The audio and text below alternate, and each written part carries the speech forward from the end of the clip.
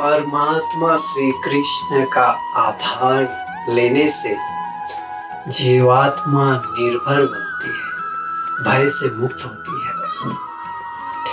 मानव में शक्ति बहुत कम है, जीव की बुद्धि भी कम है, अल्प है। अल्प शक्ति और अल्प बुद्धि होने से जीवात्मा को भय लगता है। जिसको डर है उसको शांति नहीं मिलती। मानव को ही डर लगता है ऐसा नहीं है, स्वर्ग के देवों को भी डर लगता है। सबको काल से डर लगता है, मृत्यु से। काल के भी काल परमात्मा नारायण है। दुनिया काल के अधीन है, काल से सब डरते हैं और काल परमात्मा के अधीन है। परमात्मा काल के मालिक है। कभी जीव का हिसाब देखने की इच्छा हो नारायण को, कृष्ण को, भगवान को, परमात्मा को, तो काल को आदेश करते हैं कि जाओ उसको पकड़ के लाओ। मृत्यु का अर्थ ये है कि भगवान को हिसाब देने का दिन। प्रभु ने आपको जो दिया उसका हिसाब मांगेंगे। किसी गरीब को भगवान ये नहीं पूछते कि आप अन्नदान क्यों नहीं करते। परमात्मा जानते हैं, गरीब को कहेंगे कि भाई आपको धन नहीं दिया था, मन दिया था, उस मन का क्या किया। भगवान धन देने में विषमता करते हैं, मन देने में विषमता नहीं कर सकते। धन किसी को ज्यादा मिलता है, किसी को कम मिलता है, मन सबको सब बराबर मिलता है। आंख सबको दिए भगवान ने, जो प्रभु ने आपको दिया है उसका हिसाब से देंगे। जिसके हिसाब में घोटाला है, जिसने अच्छे से नहीं किया, उसको तो डर लगेगा ना। जिसने अच्छा किया है, जिसका हिसाब साफ है, वो तो सोचेगा भाई मुझे तो एप्रिसिएशन मिलेगा।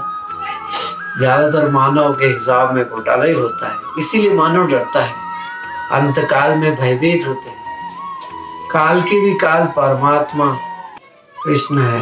भगवान से प्रीति करो, भक्ति से ही प्रभु प्रसन्न होते हैं। अंग राजा हुए हैं इसी परिवार में, मनु के परिवार में एक अंग राजा हुए हैं। अंग राजा और सुनीता रानी हुई है। उनका पुत्र हुआ है वेन। वेन बहुत ही दुराचारी था, बहुत पापी था। उसने सब यज्ञ बंद करवा दिए थे, भगवान की प्रार्थना यज्ञ सब बंद करवा दिए थे। अंग राजा सदाचारी थे, तपस्वी थे, भगवत भक्त थे। जब राजा और रानी या पति पत्नी भूल करते हैं, तब ऐसी दुराचारी प्रजा उत्पन्न होती है जो समाज को दुख देती है। राजा की भूल नहीं थी, रानी की भूल थी। रानी जब यंग एज में थी तो एक बार जंगल में गई थी। उसका स्वभाव क्रूर था, दुराचारी था, दूसरों को दुख देने का था। वहां एक सुनीता नाम का गंधर्व माँ सरस्वती की पूजा कर रहा था, उनकी प्रार्थना कर रहा था और संगीत का अभ्यास कर रहा था। उसे देखकर उसका मन हुआ कि इसको परेशान करूं। उसको जोर जोर से बुलाने लगा, उसने ध्यान नहीं दिया, वो तो अपने रियाज में बिजी था। नहीं माना तो धक्का दे दिया जाके। धक्के से भी क्रोधित नहीं हुआ, सुशांक करता रहा। सुनीता को इतना क्रोध आ गया कि वेग से चाबुक से उसको मारा। चाबुक से मारा तो उसके पीड़ा बहुत हुई और उसे श्राप दिया कि हे राजकुमारी, तुम जो मुझे इस तरह परेशान कर रही हो, जब तुम्हारा विवाह होगा तो ऐसा पुत्र होगा जो प्रजा को दुख देने वाला और तुम्हें दुख देने वाला हो। इस तरह का श्राप दिया है। वेन राजा हुए हैं। राजा परेशान है, अंग राजा क्योंकि वो किसी की बात नहीं मानते हैं। बार बार समझाते हैं कि इस तरह मत करो, प्रजा तुम्हारे पुत्र समान है, प्रजा का सुख ही तुम्हारा सुख है। धर्मशास्त्र समझाते हैं पर मानते नहीं।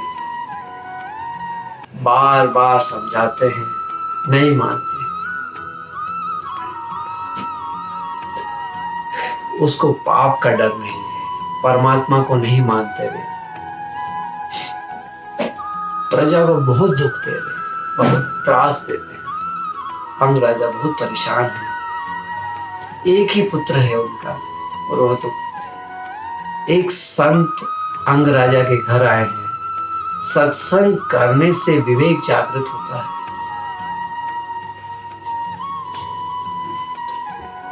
सत्संग में स्वदोष का अवेयरनेस आती है, भान होता है आपको कि अच्छा मेरे अंदर ये दोष।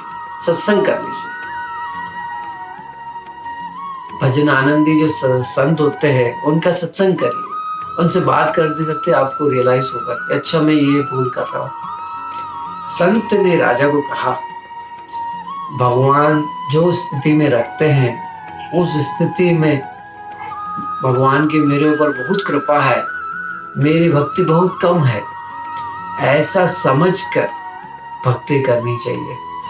जो भगवान जिस स्थिति में रखे उस स्थिति में रहना वह भगवान की कृपा है।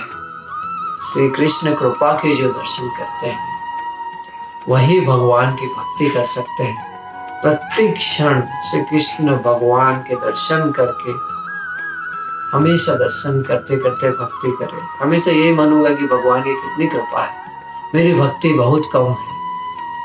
अंग राजा ने कहा, महाराज आप ऐसा कह रहे हो, पर मुझे लगता है कि भगवान की मेरी पर कृपा नहीं है, इसीलिए मुझे ऐसा पुत्र प्राप्त हुआ है, इसीलिए वो इतना परेशान करता है मुझे और प्रजा को। संत समझाते हैं आप पर कृपा है, इसीलिए ऐसा नालायक पुत्र प्राप्त हुआ है। भागवत का एक सिद्धांत है, भगवान जो स्थिति में रखे उस स्थिति में संतोष मानना चाहिए। भक्ति का शत्रु है लोभ। लोभ को संतोष से मारो। लोभी व्यक्ति भक्ति करना बहुत मुश्किल है। लोभ को मारकर ही भक्ति होती है। तुम पर भगवान की बहुत कृपा है, इसीलिए ऐसा नालायक पुत्र हुआ है। पुत्र अच्छा हो, लायक हो तो मन को समझाओ, पुत्र बहुत लायक है, घर का विचार करने की मुझे क्या जरूरत है, परिवार वो पुत्र संभाल लेगा, अब मैं घर को भूल जाऊंगा, अब मैं भक्ति करूंगा। पुत्र अच्छा हो तो भगवान के उपकार मानकर भगवान की और भक्ति करो। हो सकता है लड़का नालायक हो, उस केस में भी ऐसा ही मानिए कि भगवान ने मेरी कृपा है कि पुत्र मुझे दुख देता है, अच्छा है, मेरा मन पुत्र में नहीं फंसेगा। घर के लोग बहुत सुख दे तो मन घर में फंसता है। घर में थोड़ा दुख हो तो मन घर से हटता है। घर में सब सुख मिले ऐसी इच्छा नहीं रखनी। जीव जगत में आता है वो पाप और पुण्य दोनों ही लेके आता है। कोई भी जीव ऐसा नहीं है जो सिर्फ पुण्य लेके आए। पुण्य का फल है सुख, पुण्य का फल है अनुकूलता, पाप का फल है प्रतिकूलता। घर में थोड़ी प्रतिकूलता रहे वह अच्छा है। घर के लोग बहुत सुख दे तो फिर मन घर में फंसता है, घर में मोह रहता है। घर के लोग थोड़े कांटे जैसे हो तो मन घर से हट जाता है। कांटे के ऊपर पांव रखना आसान है, फूल के ऊपर पांव रखना मुश्किल है। अगर आपके पांव में चप्पल है और आप कांटों पर पांव रखो तो आपको पता है मुझे कुछ नहीं होगा, पर आपको कहेंगे फूल पे पांव रख दो, आप नहीं रख पाएंगे। घर के लोग थोड़ा दुख दे, कांटे जैसे हो तो मन घर से जल्दी हट जाता है। जिस तरफ कांटे के ऊपर पांव रख सकते हैं, घर के लोग बहुत सुख देते हो, फूल जैसे हो तो उनका मोह नहीं छूटता। पुत्र बहुत सुख दे तो माता पिता के पुत्र में ममता बहुत हो जाती है। पुत्र में तो ममता हो, उनके पुत्र पौत्रों में भी बहुत ममता हो जाती है दादा दादी की। आपके पुत्र त्रास देता है अंगराजा, तो ये बहुत अच्छा है, क्यों जीव जलाते हो, भगवान की भक्ति करो।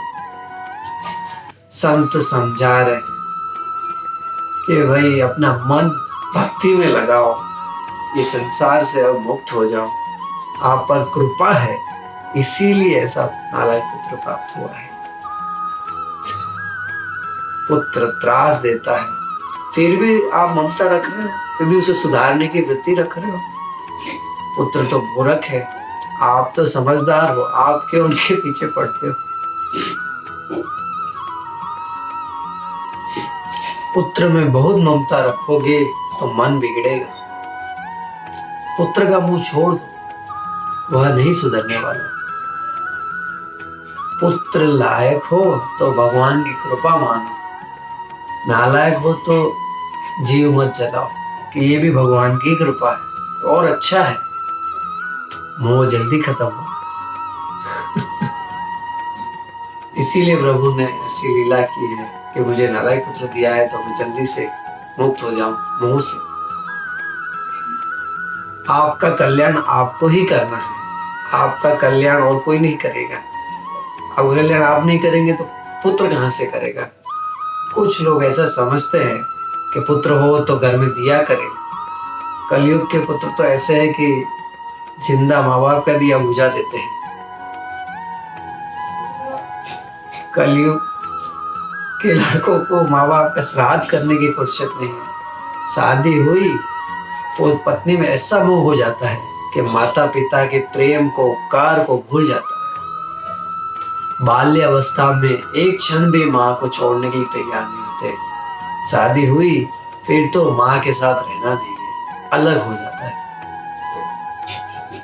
पुत्र ना हो तो जीव नहीं जना जाए, अच्छा है, मेरे हाथ से मेरे को सब करना है। आपका श्राद्ध अपने हाथ से ही कर लो, पुत्र ना हो तो। कोई दूसरा मेरा श्राद्ध करेगा और मेरी मुक्ति होगी, ऐसा विचार मत करो। आपके मन, अपने बारे में आप जितना चिंता करते हैं ऐसा और कोई नहीं कर सकता। इसीलिए इस शरीर जो पिंड है परमात्मा को अर्पण कर दो। श्राद्ध में जो पिंडदान करते हैं, इसलिए भगवान की सतत भक्ति करो। श्राद्ध करना ही चाहिए, श्राद्ध करने से सद्गति मिलती है। श्राद्ध करते हैं उसे पितृ आशीर्वाद देते हैं। श्राद्ध से मुक्ति नहीं मिलती, सद्गति मिलती है। वासना से जीव की दुर्गति होती है। मृत्यु में सैया पर 8-10 दिन भोजन न करे तो मन भोजन में वासना आती है कि शरीर थोड़ा ठीक हो जाए, कुछ खाएंगे, ये खाएंगे, वो खाएंगे। मृत्यु की सैया पर है, फिर भी वासना से मुक्त नहीं हो रहा है, उससे दुर्गति होती है। श्राद्ध कर्म करो तो सद्गति मिलती है। इसका अर्थ यह है अच्छी जगह पर जीव जन्म मृत्यु के त्रास से नहीं मुक्त होते। अपना श्राद्ध अपने हाथ से करो। ये शरीर पिंड है, ये पिंड अर्पण करो परमात्मा को, जैसे हम पुष्प अर्पण करते हैं। वैष्णव इसीलिए गले में तुलसी की माला पहनते हैं, रुद्राक्ष की माला पहनते हैं। ये शरीर अब भोग के लिए नहीं है, शांति नहीं मिली भोग से, अब ये शरीर भगवान के लिए। भक्ति करो, मैं पूरे दिन भक्ति करूंगा। शरीर पिंड परमात्मा को जो अर्पण करता है उसकी सद्गति होती है। संत समझा रहे हैं राजा को, अंगराजा को कि भगवान जो स्थिति में रखते हैं उस स्थिति में भगवान के उपकार को मानो। बहुत कृपा है भगवान की, मेरी भक्ति बहुत कम। ऐसा समझकर हमेशा भक्ति करते रहो, सतत कृत्य करो। जीव गलत कर सकता, परमात्मा को गलत करना आता नहीं। आपके जीवन में अति दुख हो, उद्वेग हो, ऐसा कोई घटना हो सकती है। उस समय मन को समझाओ सब कुछ भगवान की इच्छा से ही होता है, मेरे कल्याण के लिए ही किया है। जो होता है अच्छे के लिए होता है। मानव की बुद्धि अल्प है, भगवान की लीला का रहस्य नहीं समझ सकता। भगवान ने जो किया योग्य है, भगवान को गलत करना आता ही नहीं है। विश्वास तो रखना ही पड़ेगा, अति विश्वास रखो भगवान में। मानव में अति विश्वास मत रखो, भगवान में रखो। काफी बार ऐसा होगा, क्रोध आएगा, कोई परिस्थिति ऐसी होगी आपके अनुकूल नहीं होगी, उस समय मन को समझाओ, सब परमात्मा की इच्छा से होता है। आपने जो सोचा ऐसा नहीं हुआ तो कोई बात नहीं, भगवान की इच्छा मंगलमय है और कुछ अच्छा करने के लिए ही आपको उस स्थिति में डाला है। जितना बड़ा चैलेंज है, जितनी बड़ी परेशानी है, उतना बड़ा समाधान है। और भगवान में विश्वास होना चाहिए, तभी पूर्ण भक्ति हो पाएगी, और ना विश्वास आएगा। संत समझाए हैं। दक्षिण भारत में पंढरपुर है, पंढरपुर में श्री विठलनाथ जी महाराज बैठे विराजते हैं। भगवान के दर्शन में बहुत आनंद आता है। दो हाथ कमर पर रखे हुए हैं और भगवान वो खड़े होकर किसी की प्रतीक्षा कर रहे, ऐसा लगता है।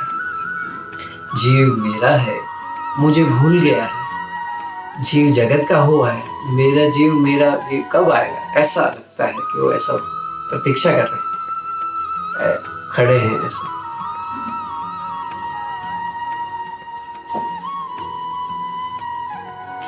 कार्तिक महीने में बहुत लाखों साधु वहां आते हैं। विठलनाथ जी महाराज 22 घंटे 23 घंटे दर्शन देते हैं। बहुत लाखों लोग आते हैं,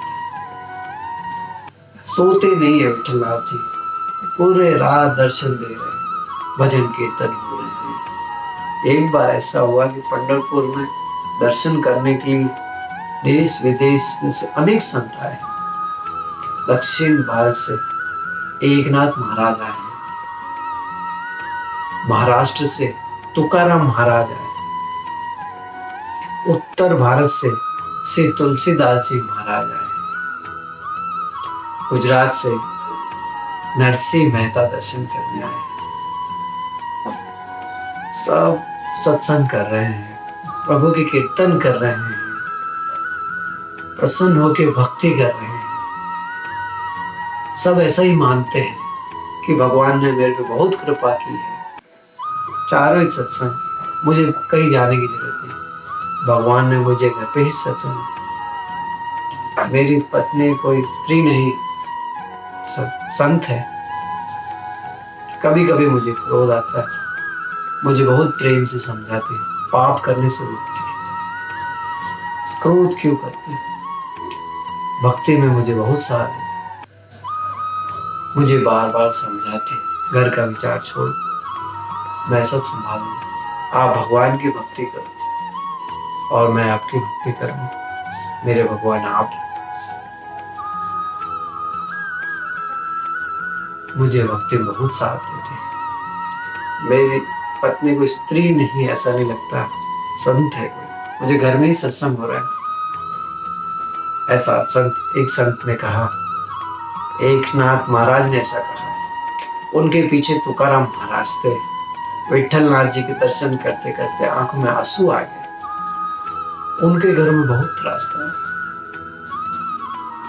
पत्नी बहुत दुख देती थी, पत्नी अतिशय प्रतिकूल है, महाराज को मारती थी। पत्नी पहचानी नहीं तुकाराम महाराज को। तुकाराम महाराज वैश्य थे, बिजनेसमैन थे, व्यापार बहुत अच्छा था। भक्ति बहुत बढ़ती है तो व्यापार में भूल हो सकती है। उनकी भूल हो गई, नुकसान हुआ, बहुत बड़ा नुकसान हुआ। गरीब हो गए, संपत्ति कम हो गई, व्यापार में नुकसान हो गया। पत्नी पति को नहीं पहचान सकी और कहने लगी कि पागल पागल हो गए हैं मेरे पति, पूरे दिन विठल विठल करते रहते, इसीलिए मेरी दशा बदली। पति को उल्टा सीधा कहने लगी। घर पे ज्यादा नहीं रुकते थे महाराज। तुकाराम महाराज घर के पास पहाड़ था, वहीं बैठ के भक्ति करते थे। घर में आए तो लड़ाई झगड़े त्रास हो, आंख में से आंसू आ गए हैं दर्शन करते करते। मेरे भगवान ने जो किया अच्छा है। पत्नी मुझे दुख देती है, इसीलिए मैं भगवान की भक्ति करता हूँ। पत्नी अगर सुख देती तो मेरा मन पत्नी के पीछे लगा रहता, भक्ति नहीं कर पाता। मैं भगवान ने जो किया है अच्छे ही किया है। प्रभु ने विचार किया कि तुकाराम की पत्नी सुख दे तो मुझे भूल जाए, संसार की भक्ति करेंगे। भगवान ने जो किया अच्छा किया है। पत्नी मुझे दुख देती है, इसीलिए मेरा मन भगवान की भक्ति में बहुत अच्छे से लग गया है। तुकाराम महाराज ने भगवान का धन्य मांगा। एकनाथ महाराज को पत्नी भक्ति में बहुत साथ देती है और तुकाराम महाराज को पत्नी बहुत त्रास देती है। दोनों ही कहते हैं कि बहुत अच्छा, भगवान को गलत नहीं करना, बहुत अच्छी, भगवान की कृपा है। दोनों ऐसा कहते हैं। उनके पीछे तुलसीदास महाराज खड़े। तुलसीदास महाराज विठल नाथ जी के दर्शन करते करते कहते हैं, हृदय पिघला है, आंखों से आंसू आए हैं। महाराज को याद आए कि मेरी पत्नी के पियर को मैं मिलने गया था रात को, बहुत प्रेम से, पत्नी से बहुत प्रेम करती थी। पत्नी ने तिरस्कार किया। तुलसीदास जी का ये धिक्कार है तुम्हें, मेरे में इतनी ममता है, इससे कम ममता अगर तुम भगवान में होती तुम्हारी कृपा हो जाती, ऐसा कहा है। तुलसीदास जी महाराज का तिरस्कार किया, इसलिए उनका मन भगवान की तरफ मुड़ा। मैं तो प्रेम से मिलने गया था, मेरे ऊपर भगवान की बहुत कृपा है, इसीलिए पत्नी ने तिरस्कार किया और मेरा मन इसमें लगा। तुलसीदास महाराज के पीछे नरसिंह मेहता खड़े, विठल नाथ जी के दर्शन करते करते आंख में से प्रेम आंसू आए हैं। बहुत अच्छा हुआ। मेहता जी की पत्नी का मरण हुआ, मृत्यु हो गई। भगवान को कहते हैं कि बहुत अच्छा हुआ। कहते हैं कि भाई पत्नी होती तो मुझे टोकती, मेरे पीछे रहे तो मुझे ऐसे चिंता रहे कि पत्नी का क्या होगा। आपने उन्हें ले अपने पास बुला लिया तो बहुत अच्छा हुआ। अब हम भजन करेंगे, मस्त रहेंगे। अब घर में कोई नहीं है, आप और मैं हूँ, दोनों मस्त रहेंगे, भजन कीर्तन करेंगे। ऐसा कहते हैं नरसिंह मेहता विठल नाथ जी को। भक्त और भगवान के बीच में तीसरा कोई आए तो फिर विक्षेप होता है। अब घर में पूछना कहने वाला कोई नहीं है, बहुत अच्छा हुआ, पत्नी का मरण हुआ है। ऐसा मानते हैं कि मेरे पर बहुत कृपा है, इसीलिए पत्नी का मरण हुआ है। ये चारों महान पुरुष अलग अलग सिचुएशन है, घर में अनुकूल है, किसी के प्रतिकूल है, सब ऐसे मानते हैं कि कृपा है भगवान की, भक्ति करते हैं, भगवान की कृपा है सब पे। तो आपके घर में अगर परिस्थिति अनुकूल हो तो सुख मानिए कि भगवान ने कृपा की और भक्ति कीजिए। प्रतिकूल हो तो भी ऐसे मानिए कि बहुत कृपा की है और भक्ति कीजिए। संसार के सुख में संतोष मानिए। अति सुख के बस भोग में भी जब संतोष हो तो भी भक्ति हो सकती है। आपकी कृपा बहुत है, इसीलिए ऐसा वैन जैसा पुत्र दिया। बोले महाराज मैं क्या करूं? अरे क्या करना है, घर बार छोड़ो, पुत्र के पीछे पीछे मत पड़ो, लड़का नहीं सुधरेगा, वो तो मूर्ख है, आप तो समझदार हैं, आपका मरण बिगड़ेगा, उनके पीछे क्यों पड़ते हो? घर को हाथ जोड़कर गंगा किनारे जाओ, आपका तो कल्याण करो, आपका मरण मंगलमय हो। ये घर में तुम मरोगे, पुत्र में बहुत ममता रखोगे तो आपका मरण बिगड़ेगा। लड़का नहीं सुधरने वाला, वो पाप करता है, आप समझदार हो किसके पीछे पड़ते।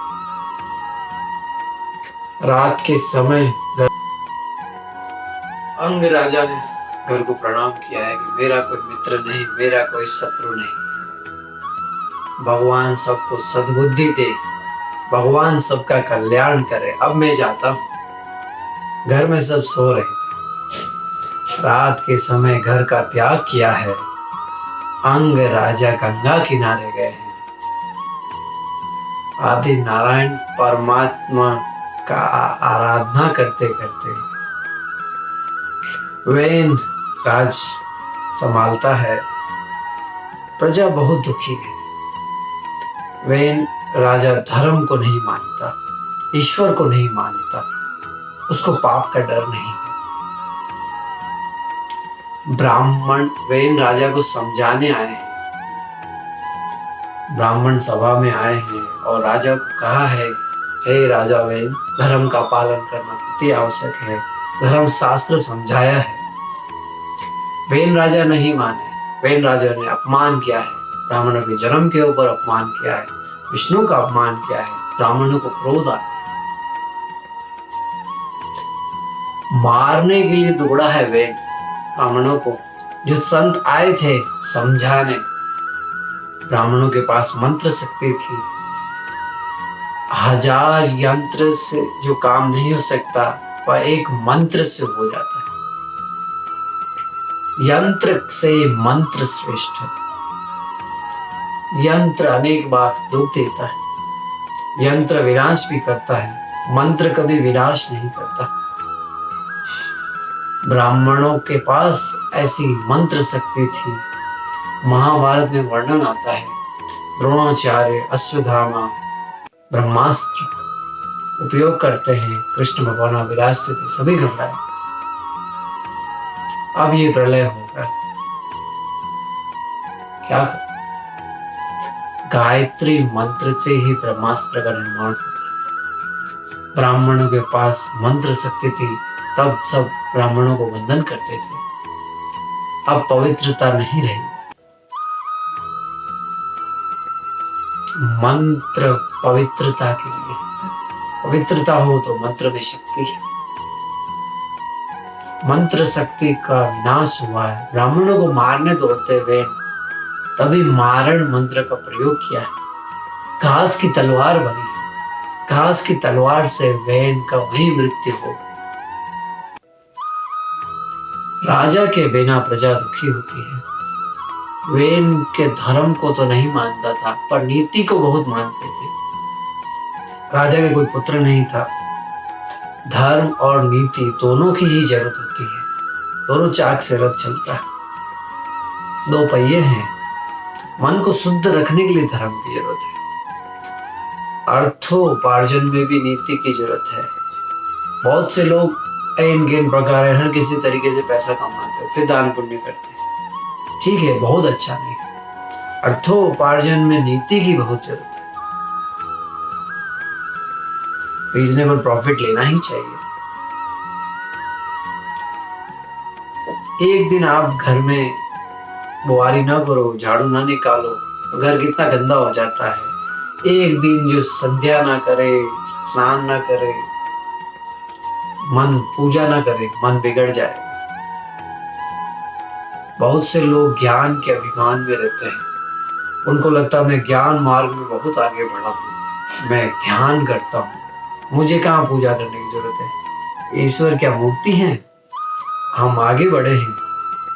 लोग नहीं समझते जो भक्ति करते हैं। कैसा भी ज्ञानी हो, कैसा भी योगी हो, उसे देख ही तो पूजा करनी पड़ती है। ज्ञानी देह की पूजा नहीं छोड़ता तो देव की पूजा क्यों छोड़ता? देव की पूजा छोड़नी नहीं, धर्म नहीं छोड़ना। मन को पवित्र रखने के लिए धर्म की जरूरत है। अर्थोपार्जन के लिए नीति की जरूरत है। नीति से धन कमाओ। बहुत से लोग धर्म को नहीं मानते, नीति को ही मानते हैं। कोई केवल धर्म को मानते हैं, नीति को नहीं मानते। दोनों की ही जरूरत है। वेन राजा धर्म को नहीं मानते पर नीति को मानते थे। वेन की मृत्यु के बाद चोरियां बहुत होने लगी, अनारकी फैल गई। राज शासन की जरूरत है। भूमि छुप गई, एग्रीकल्चर का विनाश हुआ, धरती ने सब देना बंद कर दिया। ब्राह्मणों को चिंतन हुआ कि इतने अनारकी हो गई है। ब्राह्मणों ने मंत्र शक्ति का उपयोग किया है। राजा की जरूरत है इस देश को। मंत्र शक्ति से वेन के शरीर में से सारा पाप मुक्त कर दिया। पाप अधमंग में होता है। पांव से नाभि तक का जो भाग है उसे अधमांग कहते हैं। नाभि से गले तक का जो भाग है उसे मध्यमांग कहते हैं, और गले से ऊपर का जो भाग है उसे उत्तम अंग कहते हैं। अपने शास्त्रों में सब वर्णन है। नाभि से नीचे का जो भाग है वह बहुत अशुद्ध है, अपवित्र। अधमांग में ही पाप है। ब्राह्मणों के पास ऐसी मंत्र शक्ति थी, वे राजा के शरीर में से पाप को बाहर निकाल दिया। नारायण की प्रार्थना की है, इस वंश का विनाश ना हो। जो ब्राह्मण 3 बार संध्या करते हैं,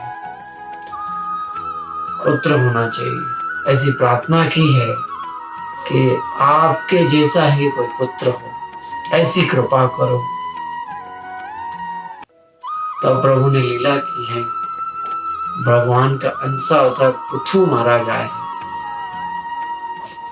पृथु राजा को राज्याभिषेक किया है। पृथ्वीराज पूरे दिन पूजा करते थे। आपका पाप छोड़ जाओ ऐसी इच्छा हो तो पूरे दिन पूजा करो। पाप कौन करता है? जो पूजा की समाप्ति करता है वही तो पाप करता है। पूजा की समाप्ति मत करो, पूरे दिन पूजा करो, सतत पूजा करो। आपको घबराहट होगी कि मैं सब छोड़ दूं क्या, पूजा करने के लिए सब छोड़ दूं क्या? नहीं, ऐसा नहीं है कि भगवान की पूजा सिर्फ मंदिर में होती है। घर के मंदिर या फिर बाहर जो मंदिर हुआ, सर्वकाल हो सकती है, हर जगह हो सकती है, चलते चलते भी हो सकती है। चलते चलते दुकान में बैठे हो आप, ऑफिस में बैठे हो सकती है। 5 मिनट 10 मिनट कर सकते। भगवान सबके आधार है, सर्वव्यापक है, सब जगह है। ऐसा अनुभव करो। कोई भी जीव ईश्वर से अलग मत करो। जीव को ईश्वर का अंश समझकर ही इंटरेक्ट करो। आपका व्यवहार खराब नहीं होगा किसी से। पृथु राजा गए हैं भूमि के पास, क्योंकि एग्रीकल्चर सब नष्ट हो गया। पृथ्वी ने सब देना बंद कर दिया। उनको फिर से लेके आए, उनको मनाया है, इसीलिए पृथ्वी कहलाई है ये भूमि।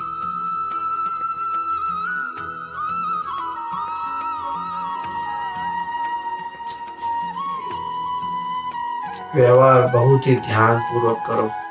कोई भी जीव ईश्वर से अलग नहीं हो सकता। ईश्वर का ही भाग समझो और सतत भक्ति करते रहो। ओम सर्वे भवन्तु सुखिना, सर्वे सन्तु निरामया, सर्वे भद्राणि पश्यन्ति, मा कश्चित् दुःखभाग् भवते। ओम शांति शांति शांति।